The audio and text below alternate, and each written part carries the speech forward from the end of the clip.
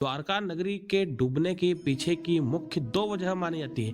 पहला, गांधारी का श्राप। पौराणिक कथा के अनुसार जरासंध द्वारा प्रजा पर होने वाले अत्याचारों को रोकने के लिए भगवान श्री कृष्ण मथुरा को छोड़कर चले गए थे। श्री कृष्ण ने समुद्र किनारे अपनी एक दिव्य नगरी बसाई। इस नगरी का नाम द्वारका रखा। माना जाता है कि महाभारत के 36 वर्ष बाद द्वारका नगरी समुद्र में डूब गई थी। महाभारत में पांडवों की विजय हुई, सभी कौरवों का नाश हो गया। इसके बाद जब युधिष्ठिर का हस्तिनापुर में राज तिलक हो रहा था, उस समय श्री कृष्ण भी वहां मौजूद थे।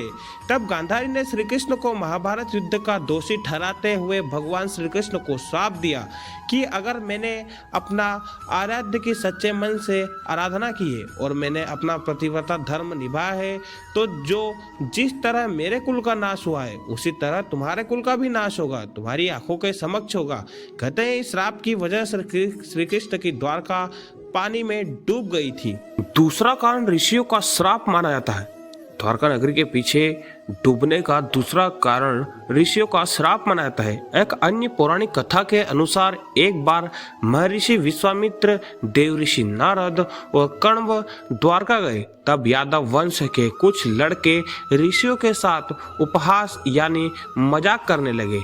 श्री कृष्ण के पुत्र सांब को स्त्री वेश में ले गए और ऋषियों से कहा कि यह स्त्री गर्भवती है, आप इसके गर्भ में पल रहे शिशु के बारे में बताइए कि क्या यह जन्म लेगा। ऋषियों ने अपना अपमान होते हुए देखा तो श्राप दे दिया कि इसके गर्भ से मुसल उत्पन्न होगा और उस मुसल से समस्त यदुवंशी कुल का नाश होगा। उसके पश्चात सभी यदुवंशी आपस में लड़ कर मरने लगे थे। सभी यदुवंशियों की मृत्यु के बाद बलराम ने भी अपना शरीर त्याग दिया था। श्री कृष्ण पर किसी शिकारी ने हिरण समझकर बाण चला दिया था, जिसके बाद श्री कृष्ण देवलोक चले गए।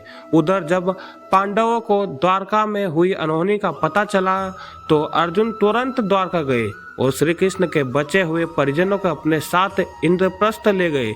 इसके बाद देखते ही देखते पूरी द्वारका नगरी रहस्यमयी तरीके से समुद्र में समा गई।